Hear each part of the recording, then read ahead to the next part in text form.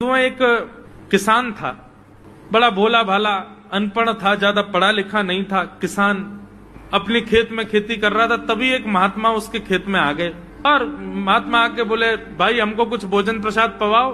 किसान बोला, अरे महात्मा आए भैया, इनको प्रणाम करो। किसान ने उनको प्रणाम किया, प्रणाम करके महाराज उनको भोजन प्रसाद पवाया। कहा, महात्मा जी आप आए हैं, मुझे कोई गुरु मंत्र दे जाओ। महात्मा जी ने सुंदर गुरु मंत्र दिया, द्वादशाक्षर मंत्र दिया। बोले ये तो बहुत कठिन है, इतना कठिन नहीं, सरल सा दो। अष्टाक्षर मंत्र दे दिया। बोले ये भी कठिन है, कोई और सरल दे दो। महात्मा बोले कुछ नहीं, तुम इतना कृष्ण चंद्र बोल दिया करो बस। कृष्ण चंद्र बोले हाँ, इसी का नाम यही तुम्हारा गुरु मंत्र है। इतना भोला बेचारा याद करने लगा, उसको याद ही नहीं होवे कृष्ण चंद्र कृष्ण चंद्र कृष्ण चंद्र। अब भूल ना जाऊं इसके लिए बोलता रहता था 24 घंटे, कृष्ण चंद्र कृष्ण चंद्र कृष्ण चंद्र। अपने खेत में हल जोत रहा था, कृष्ण चंद्र बोल रहा था। इतने में उसकी पत्नी आ गई, अरे सुनो तुम्हारे लिए भोजन लाई हूं, जल्दी कर लो। बोले कृष्ण चंद्र कृष्ण चंद्र कृष्ण चंद्र। पत्नी पीछे लग गई, पीछे भोजन तो कर लो, रोटी तो खा लो, ठंडी हो जाएगी। बोले अरे तू पीछे मत पड़, मैं भूल जाऊंगा, गुरुजी ने मंत्र दिया मुझको। पत्नी बोली, अच्छा एक काम करो, आप भोजन कर आओ, तब तक आपके नाम को मैं रट लेती हूँ, मैं उसको संभाल लूंगी, पर जैसे ही आप आओगे फिर आपको सुना दूंगी, आप कर लेना। वो ठीक है।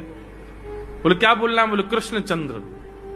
पत्नी बोली ठीक है। अब कृष्ण चंद्र बोलने लगी पत्नी। कभी कहीं जाए कभी कहीं जाए, कुछ करे। वो कृष्ण चंद्र बोलते बोलते घसीटे चंद्र हो गया। लौट करके अपने पति के पास, पति बोल, हाँ वो मैं भोजन कर लिया, जल्दी गुरु मंत्र सुना दे मुझको, क्या था मैं तो भूल गया। बोले घसीटे चंद्र। वो उसी से ही हल जोतने लगा, घसीटे चंद्र घसीटे चंद्र घसीटे चंद्र। आकाश में वैकुंठ में बैठे हुए वैकुंठनाथ भगवान प्रसन्न हो गए और प्रसन्न होकर के बोले, लक्ष्मी जी हम जा रहे हैं। बोले कहां? बोले एक किसान का उद्धार करने जा रहे हैं, उसको वैकुंठ लेके आएंगे। लक्ष्मी जी बोली, आपका अशुद्ध नाम बोल रहा है वो, आपका अशुद्ध नाम उच्चारित कर रहा है वो, और आप कह रहे हो कि इसका कल्याण करूंगा मैं। ठाकुर जी बोले, देखो नाम भाव कुभाव अनख आलसहु, नाम जपत मंगल दिश। नाम कैसे भी जपे कोई दोष नहीं है, बस भाव मेरे प्रति होना चाहिए। वो नाम भले ही गलत जप रहा है, लेकिन उसके हृदय में तो मैं ही हूं ना। और एक बात बताऊं लक्ष्मी जी आपको। बोले क्या? बोले ये घसीटे चंद्र अशुद्ध नहीं है, मेरा नाम है ये भी। बोले क्यों? बोले जब हम छोटे थे तो बाल लीला कर रहे थे ब्रज में, यशोदा मैया खूब नहलाती धुलाती और बढ़िया सुंदर श्रृंगार करती, लेकिन हम पूरे नंद भवन में घुटमुन चल चल के कभी नीचे लुढ़क करके कभी ऊपर गिर के सब माला तोड़ लेते, अस्त व्यस्त वस्त्र कर लेते, घुंघराले केशों की ऐसे भुज्जा बना लेते, ऐसा रूप बना लेते। यशोदा मैया बोली, आओ मेरे घसीटे चंद्र, सुबह कृष्ण चंद्र बना के भेजती हूँ, घसीटा चंद्र बन के आता है शाम को। तो बोले तब यशोदा मैया ने हमारा नाम रखो घसीटे चंद्र, तो इसलिए शुद्ध नाम है। तो ठाकुर जी के बहुत सारे नाम हो गए, कनुआ, गोपाल, गोविंद, माधव, कन्हैया। यशोदा जी का प्रिय नाम है कन्हैया। मैया लाल जी को इसी नाम से पुकारती है। ठाकुर जी अब धीरे धीरे 3.5 वर्ष के हो गए, और जैसे ही 3.5 वर्ष के भय महाराज, मानो जैसे उनके शरीर में स्प्रिंग एक्टिवेट हो गई हो। इतना ऊधम मचाते हैं, इतना ऊधम मचाते हैं, पूरी गोकुल की नाक में दम कर रखा ठाकुर जी ने। यशोदा मैया ने लाल जी को नूपुर पहना रखे। सवेरे जैसे ही ठाकुर जी उठते हैं, नूपुरों की आवाज आती है तो यशोदा मैया तुरंत रसोई घर से दौड़ के जाती है लाला के पास। लेकिन ठाकुर जी इतने चतुर हैं, यमुना तट पर जाते हैं और नूपुरों में बालू भर लाते हैं कि कल नूपुर आवाज नहीं करेंगे, सुबह उठ के हम घर से भाग जाएंगे कहीं और, मैया को पता ही ना चलेगी। ऐसा उधम मचा में अब ठाकुर जी वो लीला कर रहे हैं जिस लीला पर देवताओं को भी विश्वास नहीं हो रहा है। ऐसी लीला ठाकुर जी कर रहे हैं कि किसी को भरोसा ही नहीं हो रहा कि जगत नियंता जगदाधार ये कर सकता है। बोले ठाकुर जी क्या करते हैं? बोले ये मत पूछो क्या करते हैं, यूं कह रहे हैं क्या नहीं करते। जो माता पिता अपने बालकों को बहुत ऊधमी समझते हैं, बहुत बड़ी कृपा है ठाकुर जी की कि आपके घर ठाकुर जी जैसे उद्यमी बालक नहीं है। ऊधमों के सिरमौर हैं ठाकुर जी। कैसा उधम मचाते हैं? नहा धो करके ठाकुर जी सवेरे तैयार होते हैं, सबसे पहले गैयाओं के पास जाते हैं। मैया कहवे लाला नहा धो के सबसे पहले गैयान को प्रणाम करवे जा, गैयान को स्पर्श कर फिर कछु करियो। ठाकुर जी गैयाओं को प्रणाम करने जाते हैं। जैसे ही देखते हैं कि कोई गैया बैठी है, सो ठाकुर जी कहें अरे अरे मैया या गैया को आलस आ गयो, या को आलस दूर कर दूं। सो बैठी हुई गैया के ठाकुर जी सींग पकड़ लेते हैं और सींग पकड़ करके अपनी ओर खींचते हैं। दूसरी तरफ से सींग बलराम जी पकड़ लेते हैं। अब ऐसे सींग पकड़ करके ऐसे ऐसे गैया के सींग हिलाते हैं। अब बैठी रहती गैया थोड़ी देर तो कोई बात नहीं, जैसे जोर जोर से हिलाना प्रारंभ करते हैं सोई गैया खड़ी हो जाती है। और जैसे गैया खड़ी होती ठाकुर जी लटक जाते हैं सींगों से।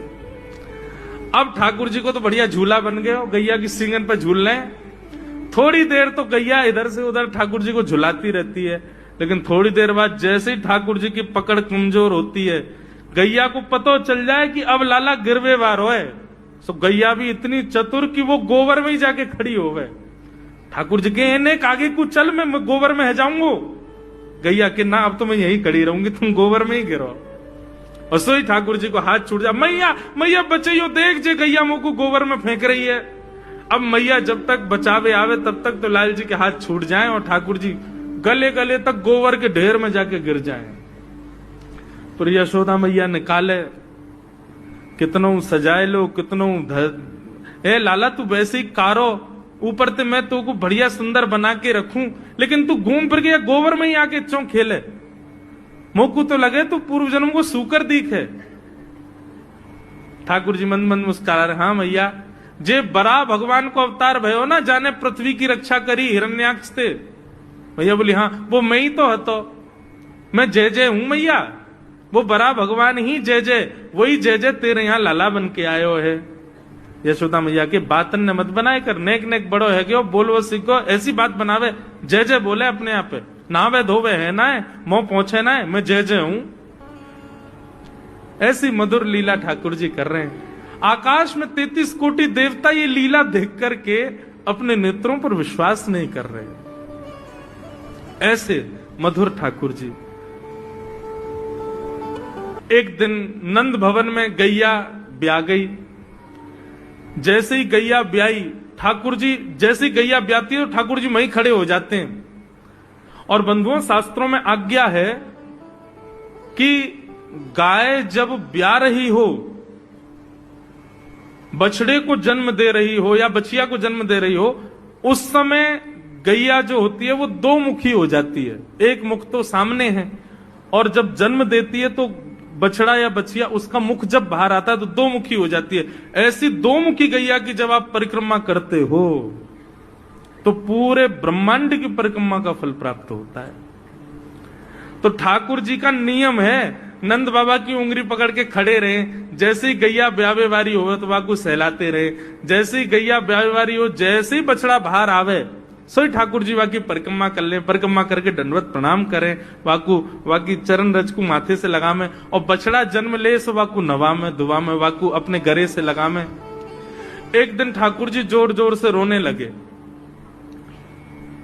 बछड़ा जैसे ही जन्म लियो बछड़ा ने, ठाकुर जी रोने लगे। नंद बाबा शांत करा में नहीं माने, बलराम जी ने शांत करायो नहीं माने। यशोदा मैया बोले लाला का भयो, तू रो क्यों रोए? बोले मैया मेरे संग बहुत बुरा भयो। यशोदा मैया बोली कहा भयो?